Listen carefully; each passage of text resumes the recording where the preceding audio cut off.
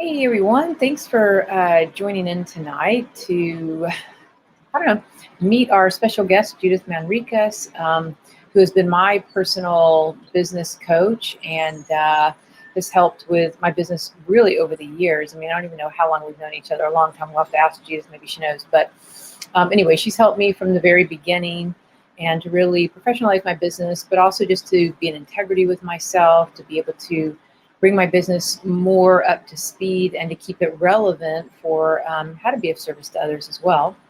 Along the way, we're also going to be discovering and looking at 4, 5, 6, however many come in. Let's say 4 of the must-haves, really for intuitives and empaths, particularly if you're wanting to work with other people and stuff. So let's see if we can find Judith and bring her up here. I'm going to send her an invite. She should be up in just a minute.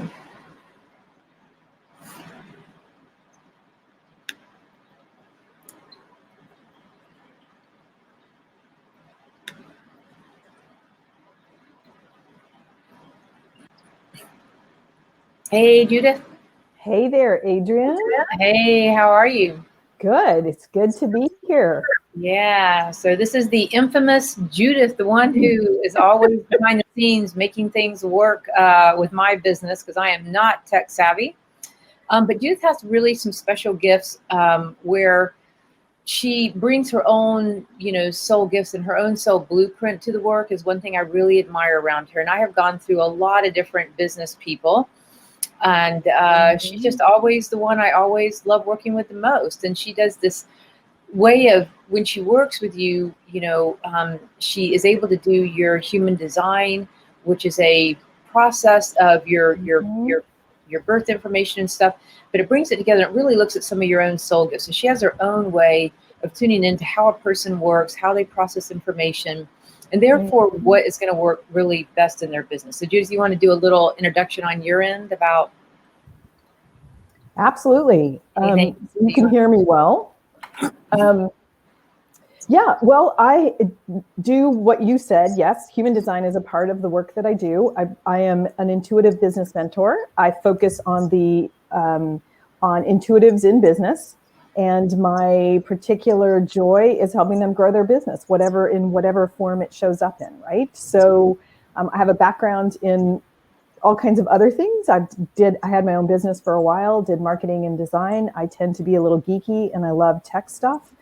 My basic philosophy, though, is that you can grow your business on your own terms and it can be easy and joyful and often does not require all of the traditional philosophy or thoughts that apply to marketing and business. And that's usually people who are looking for how to grow their business aligned with their soul or in alignment with all of their beliefs. Those are the people that end up finding me. And we do it your way, basically, which is how I enjoy working with you, Adrienne. Everybody's got their own energy and it has to flow its own way. So human design helps a lot because it helps me it gives me a really quick shorthand of where somebody is in terms of how they create in the world and how they're naturally made to make decisions. And if you can line up with those two things, most stuff flows with greater ease. Yeah, and so she is being incredibly humble, just so you know. And I'm going to go ahead and put Human Design America in here. You can actually go on, get a free chart done, and you'll get some of the information back. Excuse me. It is it's an incredibly detailed chart. It's really quite brilliant where it blends in, Eastern astrology, Western astrology, numerology, your birth date, all kinds of super cool stuff. And it gives you how you manage your power in your body. If you are a generator, a manifester, a projector, or what's the last one? A reflector, but there's also manifesting generators. So yes. So it really lets you know how you're operating in the world. So again, check out the link, go in, get a free chart. And like I said, it is a pretty brilliant way of checking some things out. And then what somebody like Judith does, is it's really great information, but I find that, when she explained it to me, because she's actually studied the system and kind of helps to break it down, it really makes it just makes us a whole lot more sense to have somebody who actually knows how to break it down for you and then specifically tailor it to how you work in your own business, Mm-hmm. like for instance, one of the examples she gave me, and this was so true, and it's very frustrating for other people who have worked with me before, but maybe I have an idea, or maybe Judith approaches me with an idea, and what I do, because I'm more of an emotional processor, and she explained this so well, and this may be true for any of you out there as well, so if you're an emotional processor, when somebody approaches with you with an idea, I'm like, oh yeah, that sounds awesome. And then 5 minutes later, I'm like, oh yeah, I don't know. And then like a day later, I'm like, oh yeah, it's awesome, let's do it. And then I'll get that person to do all this work, and they'll be like, a week later, oh, I changed my mind again, And so Judith would let me, she knew that about me. And so she would let me go up and down, up and down, up and down emotionally, until finally I'm like, yeah, I don't know about that. Let's just go on to the next idea. Or yes, I for sure want it. So she knew not to waste your time. But some people are sacral. And so you say something to them, and they're going to tell you right up front, yes, that works. No, that doesn't. And you don't need to try to change their mind. You don't need to try to talk them into it. Their gut, their sacral knows. So like I said, it's a brilliant system. And Judith, I find, interprets it really well and makes it palatable, because it is a ton of information that comes back to you on these charts. And she reads it really, really well. So human design, that's a really great thing. And the reason I was saying that Judith is actually being quite humble about what she does is not only does she kind of listen to you on a soul level, so she's not just trying to control you or push ideas on you or do what the industry does. She really listens to you on a soul level. But the other thing that she's really gifted at doing is she's very gifted in her third eye at seeing people's, like, the vision. So let's say you come to her with a vision for your practice that you want to bring forth. She's gifted at really downloading the vision, holding the vision, and helping to kind of coach you along the way with all these different cool techniques or companies or products that you might need, but she already knows about all of them. So it's, like I said, it's multi-dimensional how she is able to be of service. So can't say enough good things, obviously, about Judith. But thank you. But and it's really helpful, just real quickly, it's really helpful to have somebody else describe you, especially like Adrienne, because you all, if you know Adrienne, it's beautiful to have her explain the multidimensionality. And it's lovely, because it's true. I do work at multi-levels and multi-dimensions. And as you get in, if anybody wants to drop into the comment bar, I also gave another link to human design. If they want to mention they know their human design, or if there's something they want to ask as we get further along, it really helps to know who here knows about human design and who might have some questions. So further along, if that makes sense, Adrienne, happy to. Yeah. And because she is, and that's the other thing about people who are intuitives, healers, empaths, maybe a little bit more creatives or whatever, I know that I will never sit down and learn any of the business stuff. It's just my brain doesn't work that way, right? So whenever I've given her a vision for what I want to do, the great thing is Judith kind of operates out of both sides of her brain, sort of like a dolphin. And it's like the intellectual part of her knows the different, like, oh, you need to do Stripe, and you need to do Acuity, and you need to do Rizuku, and this is why, and then you can do Crowdcast, and this is how they link, and I can help you link them, and this is what you got to do on your website. It's like she has all that, but based on capturing the vision, and this is, to me, the invaluable gift, is somebody who can actually listen to your vision, not only to what you're saying, because sometimes I will have a hard time, and a lot of creative people, I think, sometimes do have a hard time saying, I know I want to do this, but how do I make it manifest? And she's able to make it manifest. So there is that aspect of it. Okay, now, getting into the 4 must-haves, and keep throwing stuff into the box. I'll watch it, Adrienne. Okay, thanks. Yeah, okay. So, anyway, so we're going to go through 4 of the must-haves, and this is for people who are healers, intuitives, empaths, whether it's in your personal life and you're interacting with your family and that kind of thing, or if it's also in your professional life, which is what this call is kind of also geared towards, which, I don't usually, come at it from this angle. So it's great to have this out there, because I have a lot of my clients and entrepreneurs. They are authors of books, they're healers, they're consultants, they have their own products or their channels, all kinds of stuff. So I'm super excited to do this call to really offer some support to people on that level. And Judith is my greatest support. So I just feel honored to be able to share her with you guys. So, okay, so One thing is when you're an intuitive or a empath, and again, you're navigating the world as a whole, or you are doing it in business, the very first thing, and I'd say, is that you really need to maintain seniority of your own energy field. So being an empath or an intuitive, you're going to be tuned into other people's thoughts and other people's emotions and other people's past lives and other people's futures and other people's issues.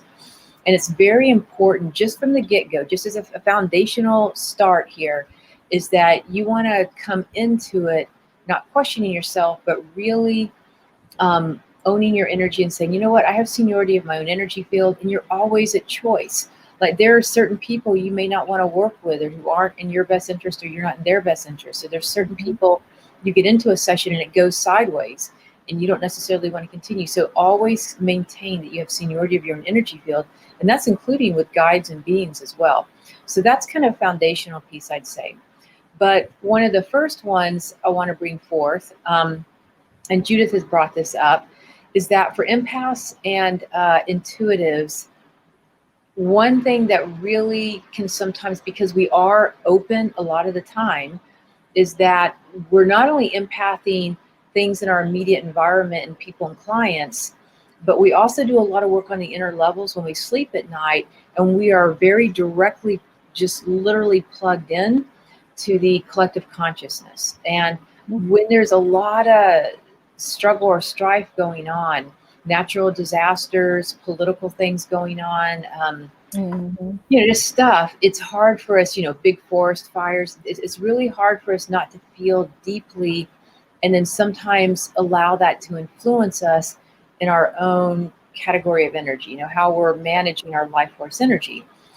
One thing that I have been, doing with that, and this comes out of the I Am work and working with the Ascended Masters, and specifically Archangel Michael, is I'll just say it out loud. It's like I'm calling forth to the Archangel Michael to enfold me in the sapphire blue force field of light.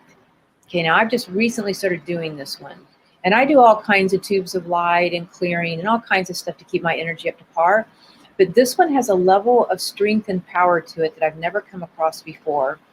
And it really helps if you find you have issues with people coming into your energy field. Maybe it's clients that are constantly wanting your attention. Maybe it is family members or ex-partners or personal things like that. But it can also, again, be collective. And what you want to do is you want to do it first thing in the morning when you wake up, because it'll govern your day. But it's like a battery. You got to charge it. And then again, in the evening, maybe before you go to bed or around 6 in the evening, and just start writing it down somewhere where you text it to yourself where you'll remember. So it's, again, I'm calling forth Archangel Michael's sapphire blue force field of light. So that is the first one. I will put that in the comment. And again, that's partly to help you protect your energy. It's like it puts up this buffer, this like big force field of light that's buffering you from anything that's negativity, fear, discord, human effluvia in your personal life, but also collectively. So Judith, what would you say about that in terms of your work? So something that I would just draw people's attention to that we've been talking about in the group I have with my private group, we've been noticing the way that the energy fluctuates across the month, right? So you can start off the month, which was how August sort of started. People were kind of upbeat and were focused on what they were going to be doing. And there's all kinds of things that come into play, whether it's the star systems or the energy fields or the politics or the day-to-day of what's going on in your life, or walking outside and finding so many people that are dealing with masks, or whatever it is that's coming up in your world. You end up getting little hiccups or derailed. And it's really, really good to have practices like these to get you back on course or to stay on course, because these things are going to show up. And I find that intuitives are so conscious of being attentive to everyone's energy that they do exactly what you're talking about, which is kind of getting off course. So this is a good one. It's one I haven't heard you share before, so it's one I'll try, and I will definitely share with other people. So it'd be good to hear if anybody else has an idea or example or thought about what they're looking for help with along this line. Because you're right, collective consciousness or checking into other stuff is really can derail you in your work, basically at all different levels and with other people. Mm-hmm. And the other thing is we can sometimes get confused. Like I had somebody call earlier, she's in her own process of processing Mm-hmm. information that deals with this lifetime and past life issues around her power and authority and all that, right? So what happens is she came across something, an article today that was really quite a brilliant article, honestly, about some political stuff, and it really scared her and flipped her out. But that issue is exactly the issue that she's doing internally as well. And so what happens is, because as intuitives and emotional empaths, you know, you're processing, you're like a really high core level processing machine, and you are processing so many different levels of information at all times. And I find that force field of blue light creates like an instant sort of peace for me, to where I don't over process and get caught up in other things. Like my nervous system might throw something out because I'm detoxing, and that Mm-hmm. light sort of keeps me processing my stuff, because it's when the nervous system is processing, it looks out and it's like, oh, this looks good over here as a distraction, or oh, this matches my fear, and it wants to drag it in. So it's a really, it's a tool that helps you stay very clean and solid and grounded. You have to remember, Archangel Michael and that sapphire blue flame governs the throat chakra, basically my little thing back here. It governs the throat chakra, and it is all about speaking your truth, being in your power, doing something with intention. You know, again, being the seniority of your own energy field with your words and your intention. So it's a really good one to help you hold your power. And the other thing I noticed with a lot of intuitives and empaths, they get a little flipped out when, you know, when any of us think that there's entities, elemental life force energies, discarnates, dark demonic spirits, tonic energies, somebody influencing us. We're so sensitive to it that we get flipped out very easily about that when we feel something tugging or something dark or shadowy, because we're more aware of it maybe than most of the other world, right? So this one really helps with that too, if you feel like you have psychic interference from things of a lesser quality of energy. You know, too, Adrian, it occurs to me, if I can share, your human design profile has a 5 in it. So there's a certain element of human design, if people are familiar and take a look at their chart. If you look down at the profile section, I think people who are 5 profiles are, the way that they're designed in the world is to be a reflection of other people's projections. And so this may be really helpful when you find yourself having a difficult time holding your own when you're dealing with someone else that is projecting on you somebody you're not. And I see that come up a lot in business. I see that come up a lot when people are trying to step out doing their own thing in their own way, that other people are telling them, no, it doesn't work, it can't happen, you're dumb, whatever it is. And that the projections tend to derail you. And so this feels like, even from what you're talking about, would be very, very helpful for people who can consciously be aware that they're falling under the spell of someone else's projection. And really, we are very interactive in our dream time. Like I regularly, it took me years to get beyond having other people sometimes, or certain people constantly come to me in my dream time, and now they don't. As a matter of fact, since I started doing the blue lightning, this blue flame energy, I had a series of dreams, 4 in a row in 1 week, where I said, no, you have to leave my space. And I haven't ever done that before. So it really empowers you. So it's almost like Archangel Michael is lending you that courage, almost like teaching you on the inner levels, again, how to have seniority of your energy field, how to be your own authority in life. So yeah. Awesome. Okay. So second key, I'll post that there. So the second key, I find that this one helped me a lot. Empaths and intuitives, when we're working with other people in our personal or professional life, we have a tendency to process energy for other people. And when I first started out, I would intuitively tune into someone, be there. Obviously, I'm running all these emotions and thoughts and issues through my own body. And at the end of the day, I'd be quite exhausted. And in studying a lot of the I am work, the Ascended Master work, coming across and really learning the I'm the all-consuming violet transmuting flame, enfolding me and this person or situation now.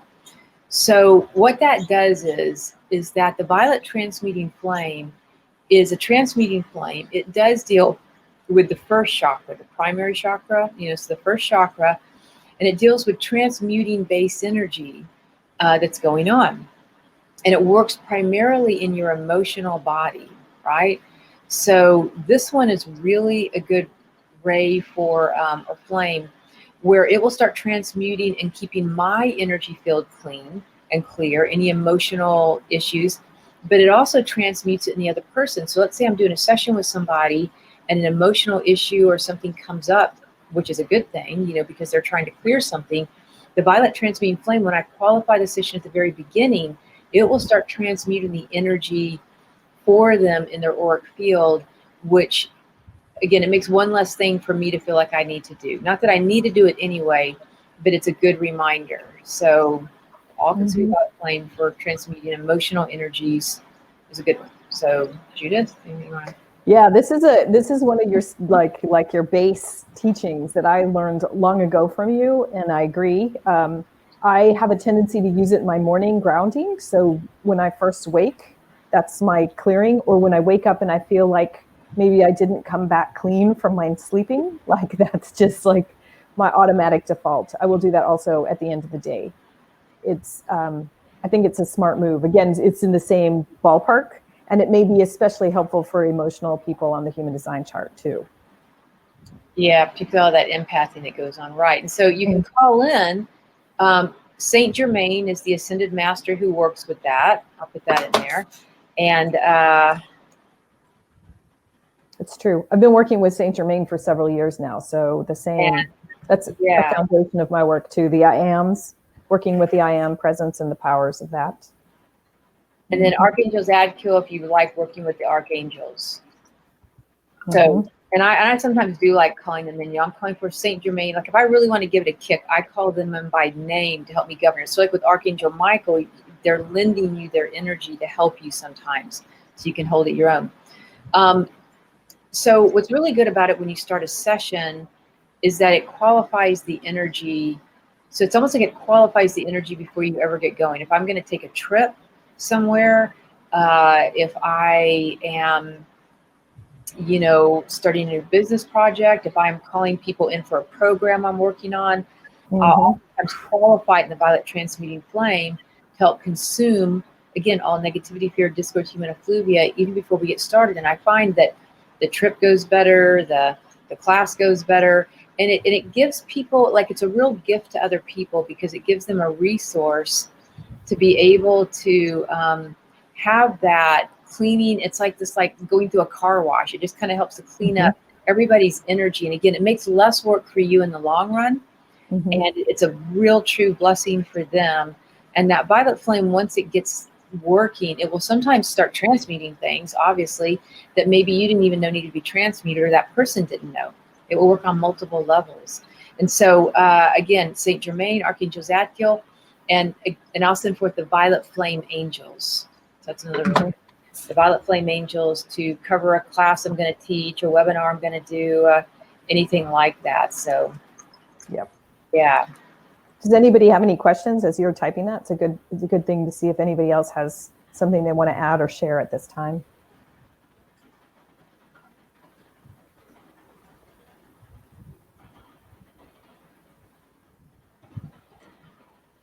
So this has been really, this is very much a good practice for both of us. It's good to share. I mean, I don't know, we never know what other people do with their practice in terms of grounding, shielding when you're working with clients, when you work with anyone else, clarifying your energy out of this.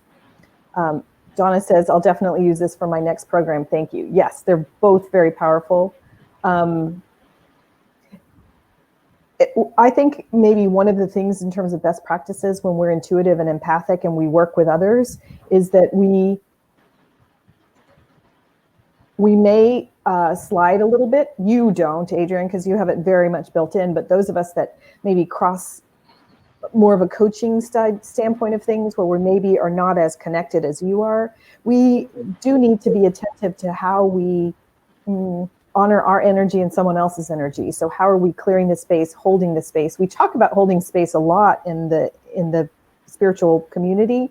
But holding space isn't just a matter of saying the words. It is a matter of qualifying your energy and then qualifying the energy between you and someone else. So this is a really good, solid base foundation. Violet flame is absolutely. And it's great. Children love it. Animals love it. If you were flying on a plane, or you were out in public, or you're at the grocery store and you hear a baby crying, or there's an animal that needs help, the violet flame is great with anything in the nature kingdom or children. They love it because what it does is it consumes, again, that negativity, fear, human effluvia off of somebody, and it just helps with that clarity. Yeah, a lot. Okay, now this next one, I learned this one from Jeffrey Allen, and he teaches energy work as well through Mind Valley, but it's a really cool one. And you'll notice that each of these statements, again, I'm being in my own seniority by making it an I am statement. So when I say I am, it is a decree. It's not just like, oh gosh, I hope this happens, or maybe I'll get some help over here. I am literally commanding it into form. So it is a decree, which is stronger than maybe a prayer or a blessing. It's a decree. So it's an I am statement. So you're literally calling forth your I am presence, which is an aspect of your consciousness, maybe out of the 10th chakra, but your I am presence coming down, and I am this energy. And you'll literally feel the violet flame, or you'll feel the force field of light come down from Archangel Michael. So you're a commanding presence. You're in co-creation with these beings, which is really nice. So the third one, I've really enjoyed a lot. And again, as an intuitive and as a empath, and being highly developed with it, doing it for a lot of years, a ton of information comes in very quickly. And you too may have this experience where when you sit with somebody, you may not feel like you have any boundaries. And information just comes flooding in. There's a past life. There's something good for their future. There's a relationship issue. Oh, there's something physically going on with them. There's a concern they have in their thought. There's there's just all kinds of information that can come in. And when you're pretty gifted at being present with somebody and sitting with them, and I've had this issue more in my past, particularly maybe even more with friendships or people that weren't necessarily asking for my help, or again, people out in public. Because the minute I tune into somebody, I look into their eyes, I'm sitting with them, a lot of information comes in.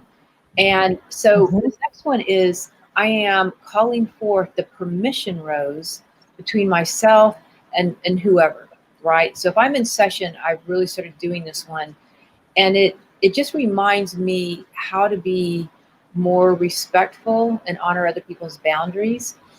Another kind of reason I might have a bad habit for doing that, overreaching for information sometimes, is that if you've had a childhood where your life was in survival, there was alcoholism, sexual abuse, anger issues, drug addictions, a lot of people, particularly people who are highly sensitive, they're going to experience their childhood, the emotions of it more deeply, and it can be a little bit more traumatizing.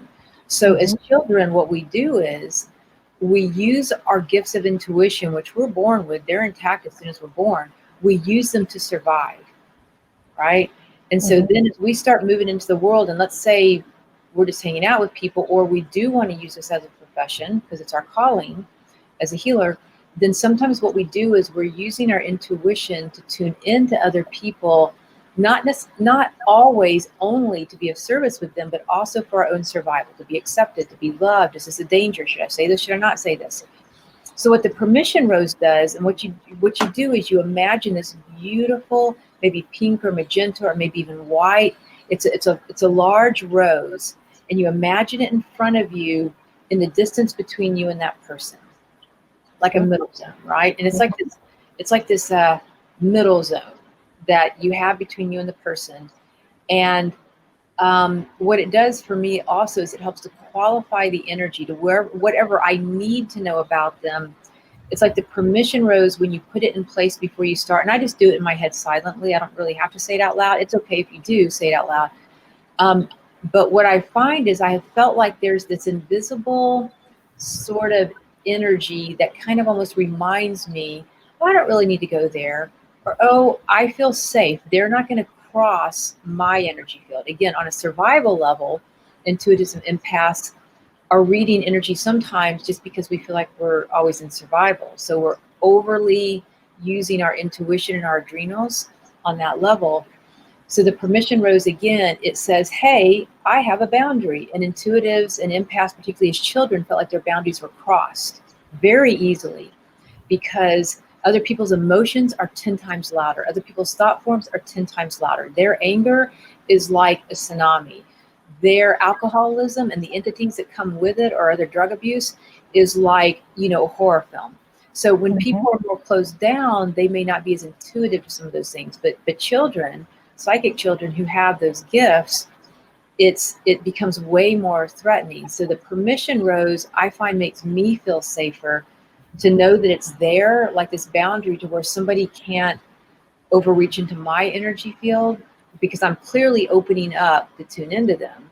So when I'm opening up, that permission rose is like this buffer between me and them in a healthy way. It creates a healthy boundary. And oftentimes psychic children, intuitive children don't have boundaries. They're not taught good boundaries. And sometimes they don't have good boundaries.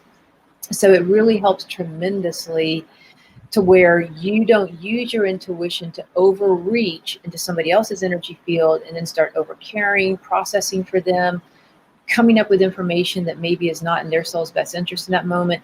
But it also protects you as you open, that they're not going to come overly into your energy field and need or take or do something that you would feel unsafe with either. So yeah, so It's really interesting. So what I keep hearing in my head to ask both you and the group is, one of the things that I feel like that's been taking place, let's say over the past 8 years, last decade, that the energy, like people would use the language, the veil between the worlds, right? That the veil is lighter, or the energy that we're moving in is lighter, which is essentially what we're saying, that we've gone from 3D to 5D energy.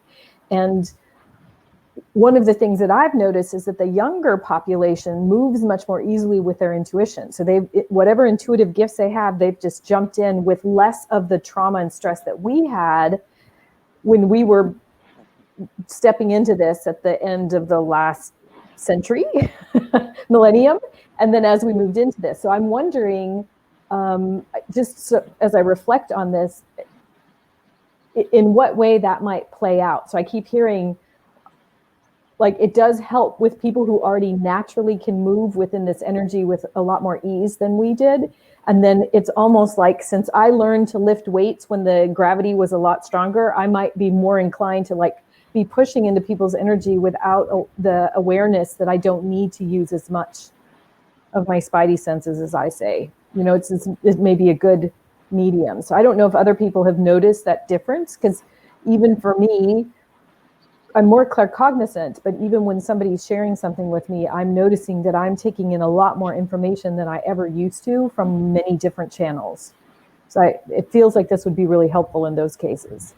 It is, yeah. So I would say that, yeah, on all levels, whether it's claircognizant, clairsentient, clairvoyant, clairaudient, the body wisdom, the heart wisdom.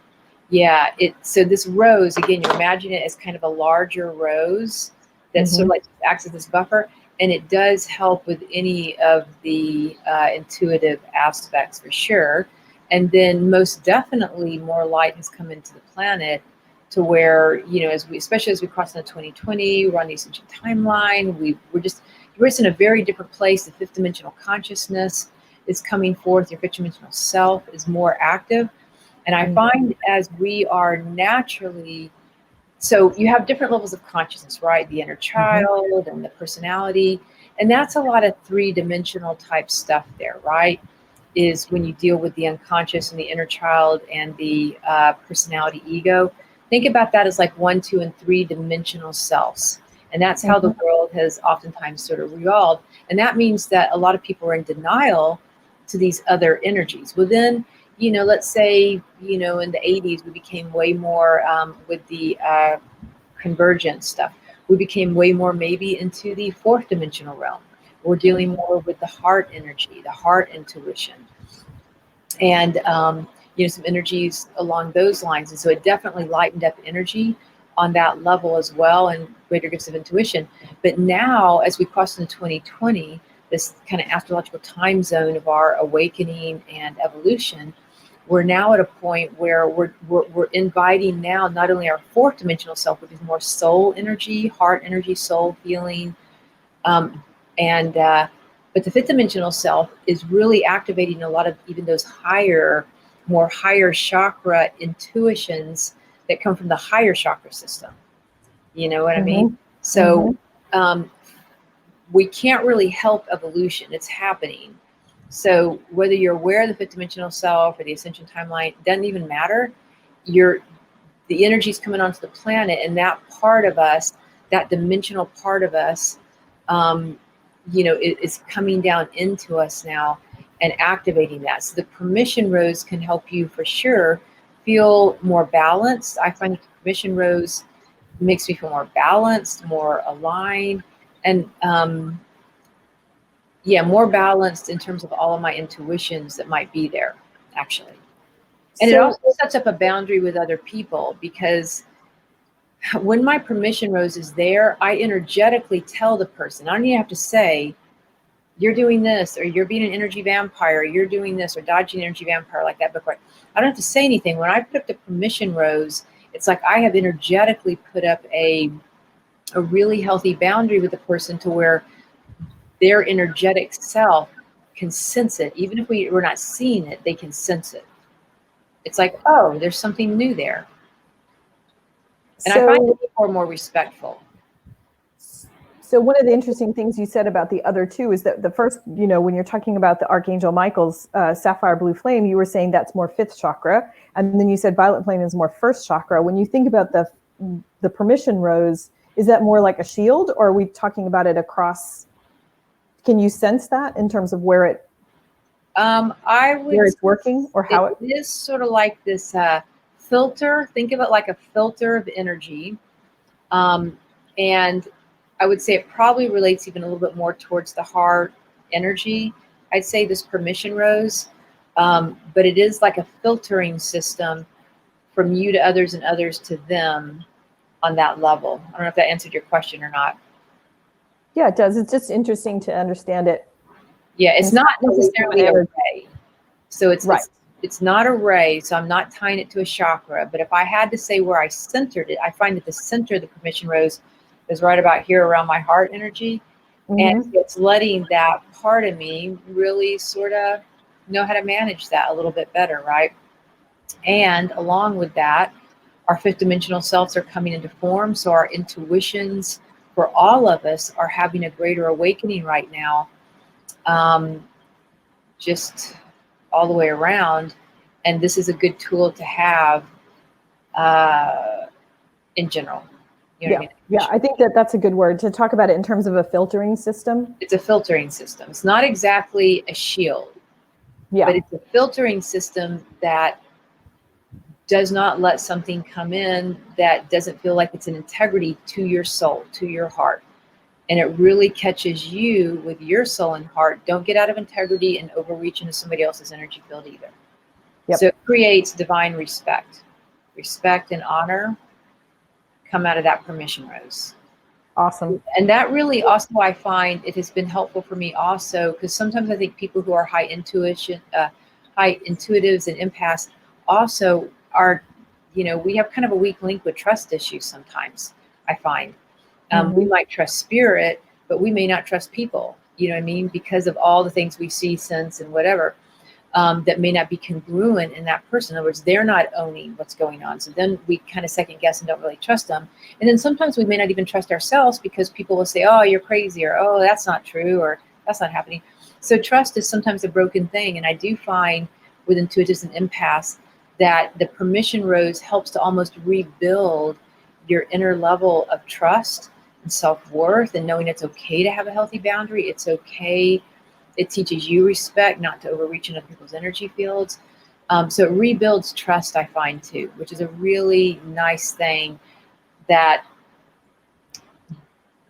intuitives and empaths might sometimes have a weak link for is trust. Yeah. And it rebuilds.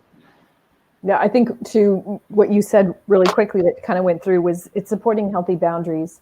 And I find that most empaths are not always consciously aware of how they're using their energy with somebody else. And having that boundary placed between them is really important. So absolutely. Okay, sounds like you're moving us to the next key. Yeah, I'm typing in the fourth one. Let's see.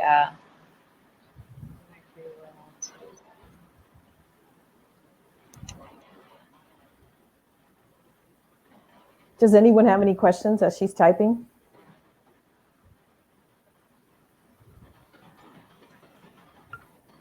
I saw your comment, Laura. Yes. Love the permission rose. And then Donna says her clairs have increased over the past few years. Yes, they've definitely ramped up. Okay, so this next key. Oh, this one's really great. This one is invaluable. It's a little bit difficult to understand it. Sometimes I find when I've taught people, if you practice it, you'll start feeling the difference. Okay. And the best way I can show you how to do this one. Should the rose have a color? Before you go into that one, that's a good question, Becca. The way the rose, the way I was taught, has like a pinkish magenta energy, almost like calling in the divine feminine. So that pink and magenta color is one of the aspects and colors of the divine feminine.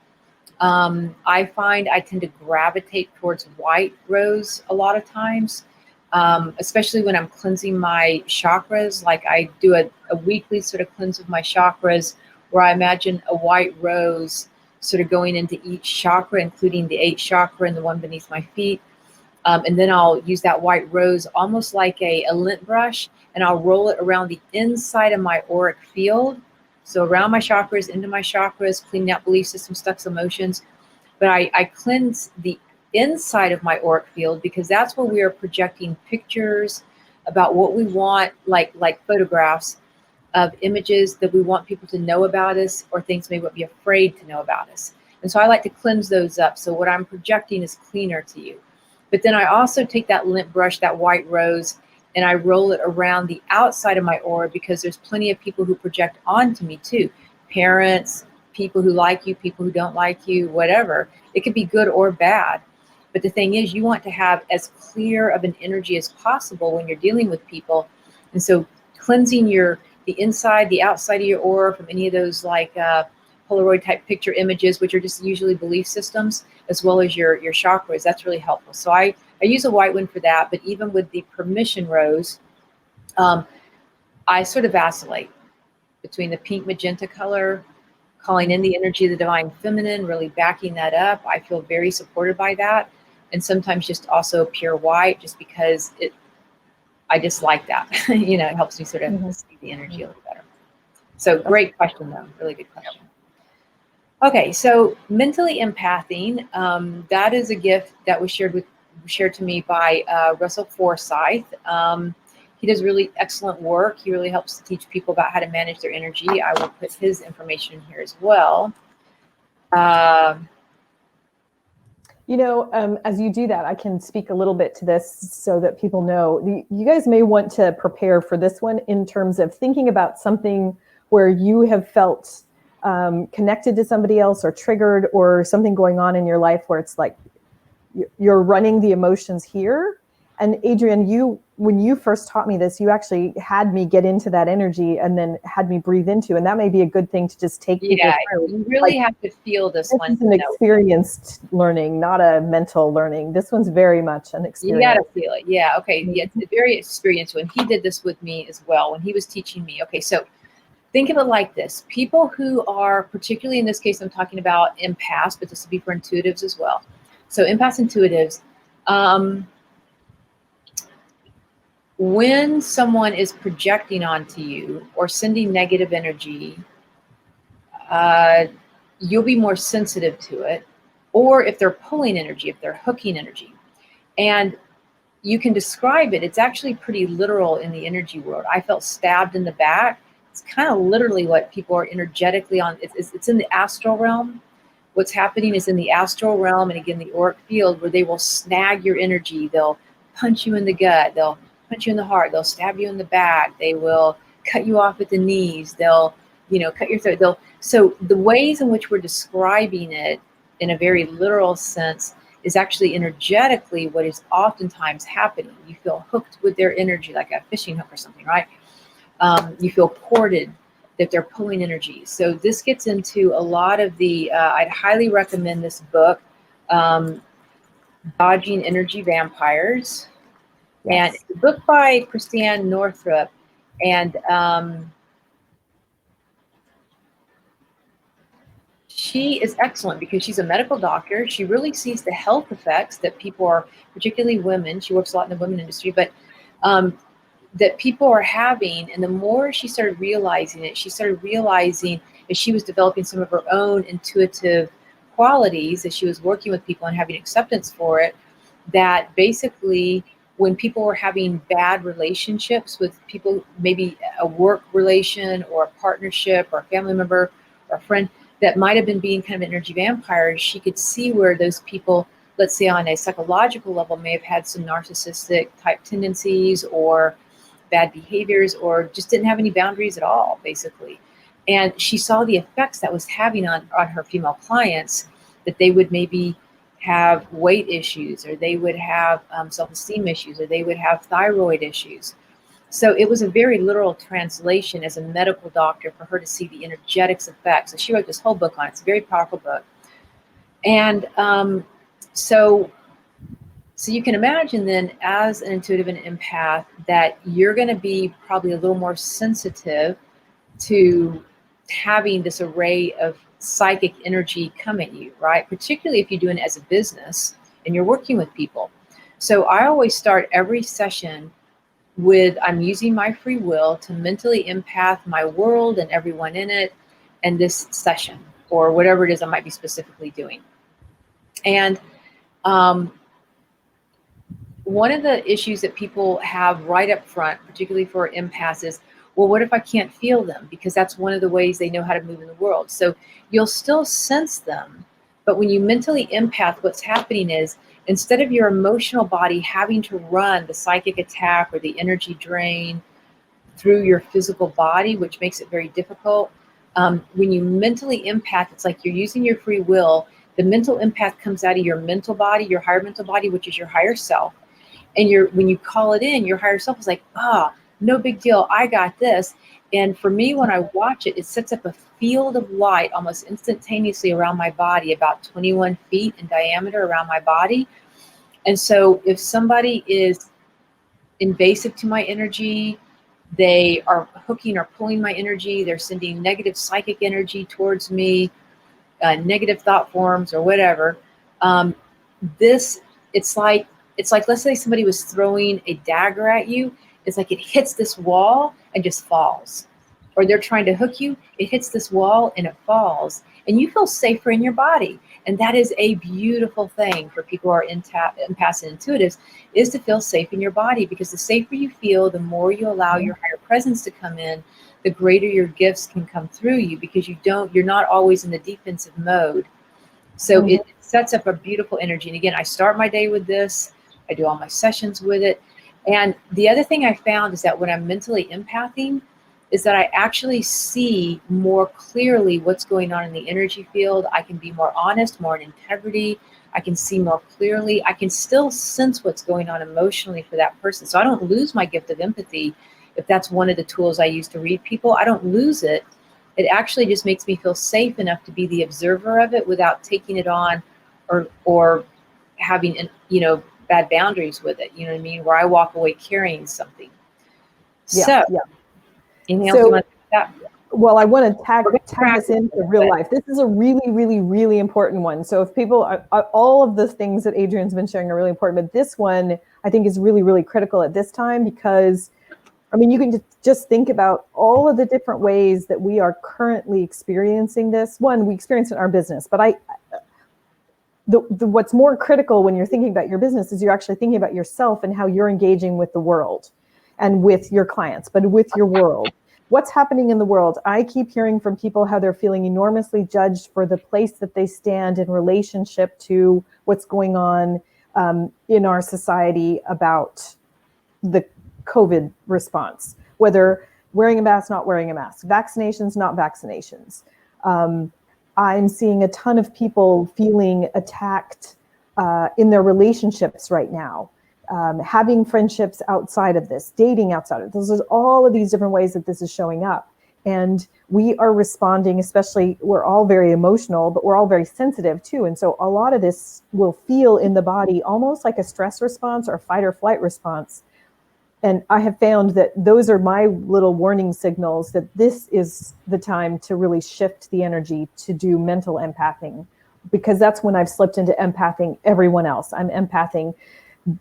Oh, Black Lives Matter is a whole nother issue. It's like not an issue, but it's this thing where we get really, really compassionate about something, or we're really caring about something, and we slip into this energy, Adrian, where I think, we're basically responding or relating to something from our emotional body when we can take it to the mental body and have greater clarity and much more integrity in our energy. So I'm just using it as an example. So as people start thinking about within the last day or two, what's been that trigger point, how they can actually use this particular key. Yeah, and it does help tremendously, particularly if you're, one of the things that this will help a lot, including that force field of Archangel Michael, is that there is a level of stress, and the medical medium teaches that. So I'll put this in here. I'll put it in there in a minute. Anyway, the medical medium teaches this, and he teaches it in his Cleanse to Heal book. Highly recommend any of his work, particularly if you're working with other people, keeping your physical body up to par. We tend to use a lot of magnesium, minerals, vitamin B. We use a lot of, maybe more than other people, we use certain types of vitamins and minerals when you're running your nervous system. The B12s, the B complexes, magnesiums, and the minerals, trace minerals. And so keeping up with that. Anyway, so he's excellent for a lot of different reasons, particularly if you're sensitive to your environment, environmental sensitivities, as well as he does address emotional ones. And so one of the ones he talks about, which I had never considered before, is called brain space.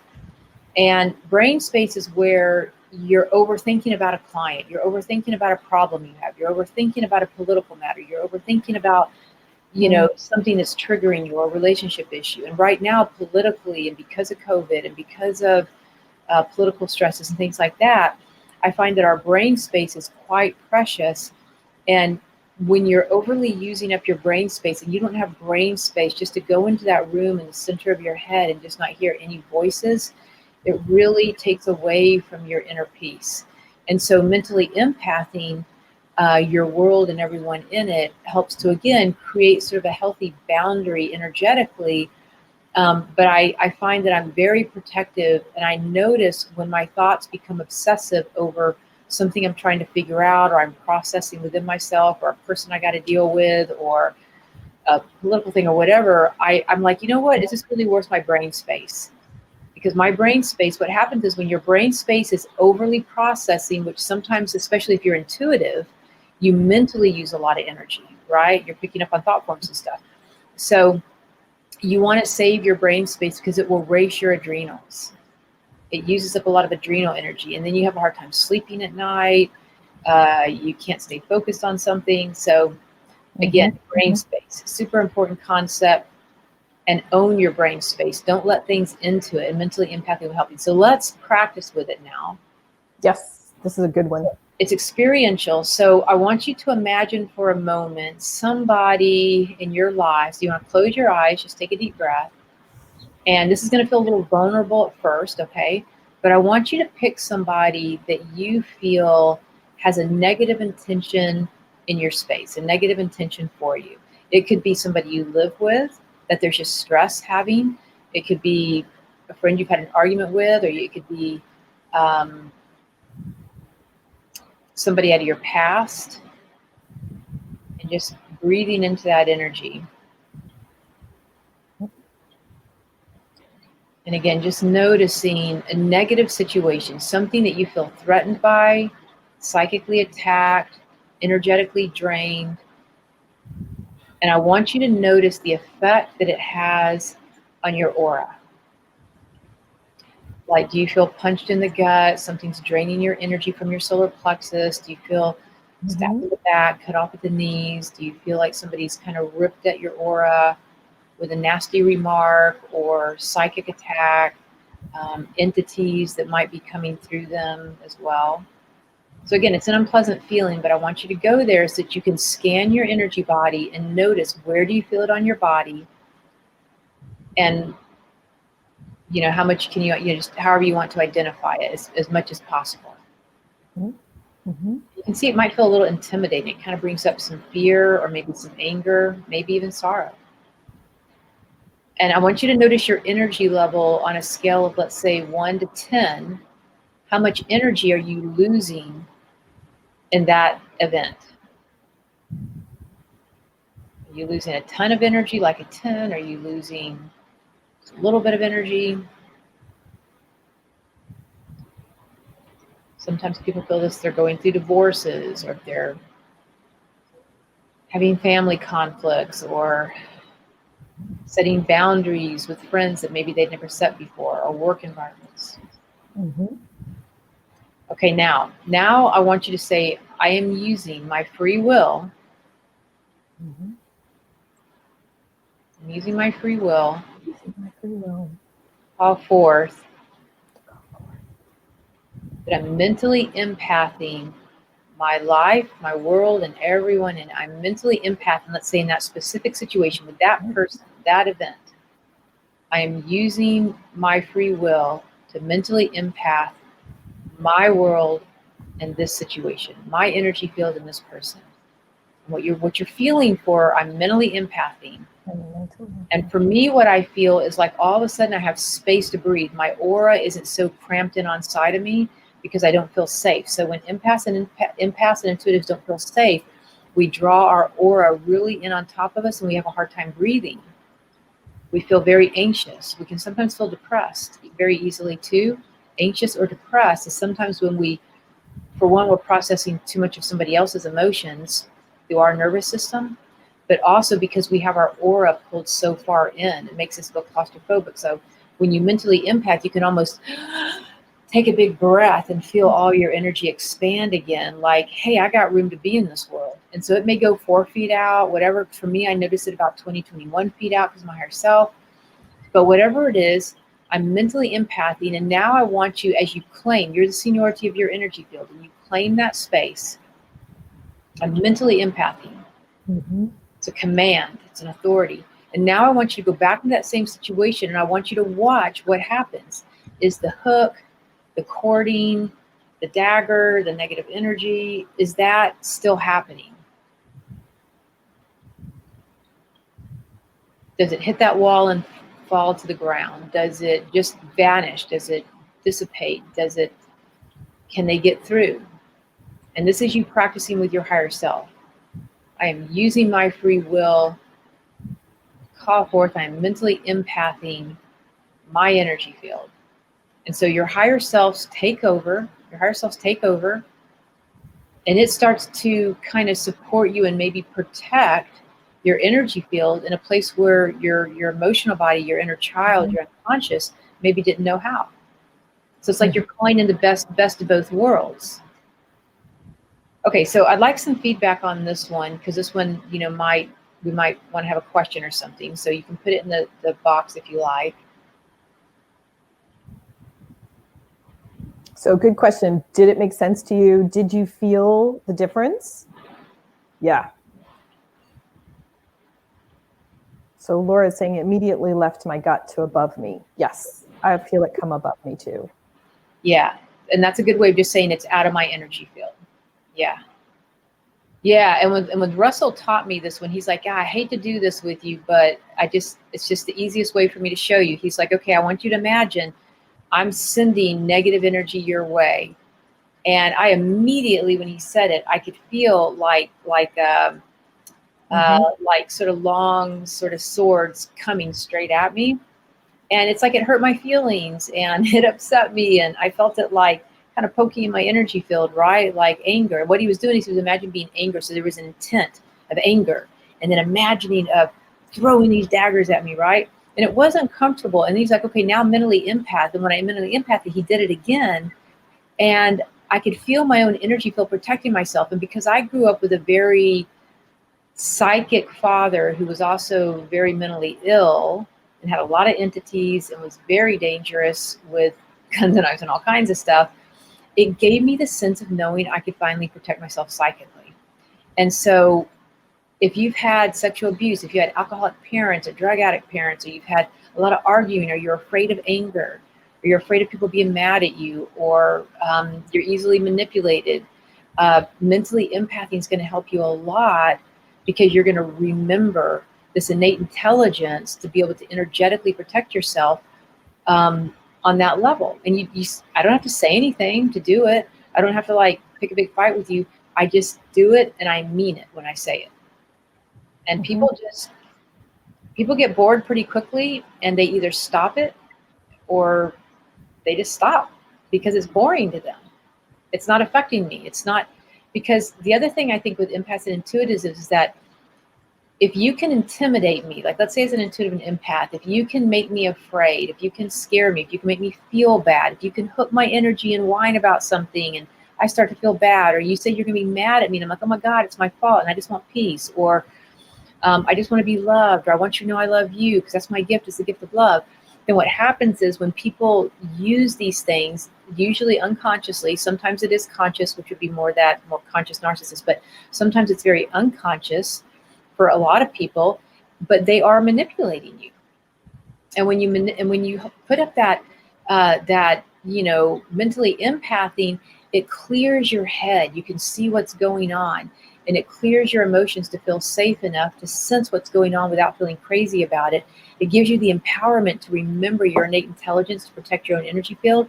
And like I said, the another super big gift is you're not easily manipulated any longer. Mm-hmm. Mm-hmm. Yeah, we have some really good comments here from Donna and Becca and Aaron.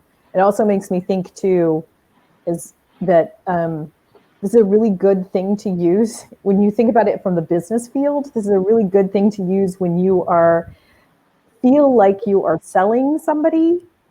That's often a very uncomfortable place when people are having a conversation about selling a service, and then someone else's response to it. We take it personally, or we feel uncomfortable in that situation. I think that's a time when we, as intuitives and empaths, really lower our guard in a way, or take things personally. Right? You're laughing. Oh my God, I'm like the worst. If you take me in to buy a timeshare, I bought it. Okay. But if I have spent hours of people's times. I mean, thank God for the partner I had at the time, because, she sat there for 5 hours with me saying, no. And, but I'm like, oh yeah, but maybe. And every time I'd say, no, we really shouldn't. And they'd go convene and they'd be like, let's come back and do this. Oh my gosh. I mean, I'm very gullible with that, and so because of my emotionalism, I do have to watch that. I'm not as much of a critical thinker. I'm more of an emotional thinker. So if you can hook me emotionally, I will run with it until I don't. So I will run with it. You will make some money, or I will do it until I don't. I'll always call myself back. And then it's like, buyer's remorse, or I wish I had done that or said that. But, it will help. Because when I'm mentally empathing, I'm like, I know myself. I know I don't want the timeshare. And I just get up and walk away. I say, thanks for the $100 that you offered me to come in to do this. And then I walk out. That was the plan, Yeah. So anyway, it helps a lot with those kinds of things. Yeah. So Becca asks a good question. What or who are we mentally empathing? So you may want to describe what's happening in the energy field. Yeah. So what's happening in the energy field is that your higher self. So when you're saying I am mentally empathing, you're calling upon the gift, the insight, the foresight, the detachment of your higher self. Your higher self has a whole gift to it, not only compassion, like the higher self has the gift of compassion. The higher self is not emotionally energetic. It's not like, oh, I feel this and I feel that. That might be the inner child and maybe even the soul, right? But the higher self is like, no, I'm not really emotional, but I do have compassion. And your lower mental body can get caught up in a bunch of different thoughts, including other people's thought forms and what they want from you and what they're manipulating from you and how they're steering the energy to get you to do what they want you to do. But when you mentally empath, you're calling in your higher self, which then becomes this overlighting, beautiful light over your kind of higher energy. And it automatically puts this energetic force field around your body that helps you on an emotional level. So it's sort of like it's working in collaboration with your soul, and it's helping and it's protecting your inner child. It's supporting your soul and knowing the truth about something on that level, but you're mentally empathing your higher self. And so you will mentally feel clear. You'll be able to see crystal clear what's actually really going on. You won't have the wool pulled over your eyes. But most importantly, while we're talking about this, is that your energetic field, your auric field, isn't going to be psychically attacked or whatever. And you'll find, again, that you feel safe enough to have breathing room, which I find a lot of empaths and intuitives have a lot of anxiety. And that's from two reasons, primarily. One is you're running way too many people's energies through your own energy field. And another really good one, I'll put this in just a minute, is are these my emotions and feelings and thoughts or somebody else's? So that's the question. And you're asking it directly to your soul. Are these my emotions and feelings or thoughts or not? And you don't really have to figure it out. But what happens is usually in less than 5 minutes, your soul, including your higher self, go to work very quickly and weed out any of the energy. So anything that's not yours, you'll just feel a lot more at peace. And I find there's certain people who really want to talk a lot or need a lot of attention. And the reason they're wanting to talk a lot or need a lot of attention, all the time, 5 and 6 hours a week, if that's the kind of friendship or relationship you have with that friend or that family member, oftentimes it's because you're processing their emotions. And it seems like they're helping you too. And maybe you're both processing, but I guarantee you, if you have the minute you step back and don't talk to that person for like a week, you might notice that your whole energy field calms down because you're not engaged in their life. And usually we do give our power away to those kinds of people. The other one I'm going to throw in there real quick is a fifth key is breathe into your heart chakra at least 3 times. I'm breathing into my heart. I'm breathing out of my heart. I'm breathing into my heart. I'm breathing out of my heart. Right? So do that 3 times. And you just ask the question, what is most unconditionally loving for me, in this moment, in this situation, with this person, and stay true to that, because it kind of goes along with everything else we're doing. It kind of gives you an action step that if you can follow through, being the seniority of your own energy field and feel what is most unconditionally loving, then what happens is you stay true to that, you're going to be on track. And this kind of brings us back to the business aspect of it with Judith, because once you decide that you're going to do something that's unconditionally loving with you, that's where I find that she has really helped me a lot to stay true to myself and to honor that, and to also do the business I want to do with integrity, to where I'm not buying a program or buying into something I think I need for my business, and it's not. So, the unconditionally loving piece, I find that she really has always backed me up in that, never wanted to override my boundaries, always wanted to back me up in that. And when you're doing business with people, whether you're asking people to help you build a website, or you're asking people to help you set up an online course, or to hold a vision for you, or to guide you in some way, you always want to keep yourself in the what's most unconditionally loving for me, because you have your own timing, your own thoughts, your own creative venture. So, Judith? Yeah, that's absolutely true. I think a lot of times we get sucked into the whole world of you need to do it this way, or this is the correct way, or this is the way that's going to get you the most results, or this is the way that's going to make you money. And really, it's not true. Like you have a very unique way of working in the world, and you need to be attentive to all the things that you want to do to respond to your energy, to your authority, to your integrity, honor yourself, honor your energy, and it'll still work. It's not like there's only one way to make it work. So that's very true. And really quickly, I wanted to respond to Becca, who said we're empathing our higher self and our autonomy and individuation. So Becca, the way that I feel it, so that maybe this will be like a different way, more of a mental way to describe it, but what I experience when people empath is that they're like running their energy, their own individual energy, and in some way connecting with somebody else or allowing someone else to like play back and forth in their energy field. And so when you mentally empath, you're consciously and with decree, as she says, you're saying you mean it, you're sending your energy, attention, your focus is actually slipping from this place right here to your mental body, which is way out there and not happening here in the day-to-day aspect. So as an empath, we tend to spend most of our time operating here. And when you mentally empath, you step up here and actually can see from your mental body instead of feel from your physical, more from the fields in your body that are closer to you, if that makes sense. So you're really activating your higher self's energy and stepping out of your own personal energy, your own like personality energy, if you will. Those are the words I would use, but Adrian's really speaking to the different layers of our different bodies. And those I don't feel or perceive. I just know that when I'm working right here, Becca, it's the kind of thing that we tend to do when we're trying to like really commiserate or connect with somebody else. We tend to use more of our physical body field rather than our higher self field. And that's what happens when you mentally empath. You're commanding that you step out of it, step out of this and go up there. I don't know if that helps, but it's very true. Okay, cool. Got it. Okay, I'm just putting this last thing in here that I said a minute ago. So, well, that kind of brings us a bit to a closure. So, Judith, you do have a program that is starting, you said tomorrow? Doors are open tomorrow. I'm going to be starting a mentorship specifically for intuitives, and we incorporate what we're doing here. It's a very unconventional business. I don't work from a structure. I don't have a plan. We don't have a purpose in mind. This is a very, very one-to-one group experience where we'll go week to week. And I really respond to where people are at, and then we're going to grow from there. So the idea is you can grow your business in ease from whichever place you are.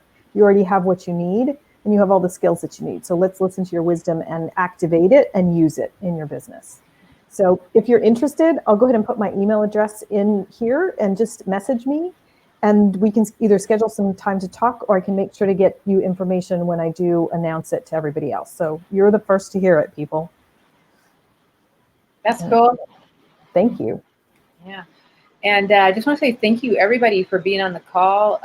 It's super exciting just to kind of share some energy kind of things, particularly with people, just peers that are already highly intuitive, artists, empaths, people, you know, those of us who kind of function on this level.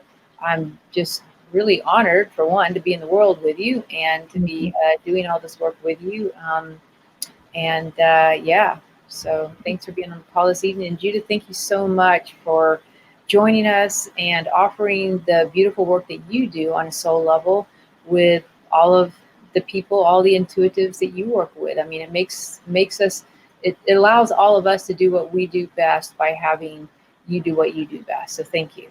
Thank you. Thank you for having me, and thank you for doing this. This was actually a lot of fun and really helpful. And I want to thank everyone who showed up, because I know some of the faces and names that came, so I'm really grateful. Hope it was helpful to you as well. And thank you for all the work you do, Adrian. The stuff that you share is amazing. So you know I'm a huge fan of yours.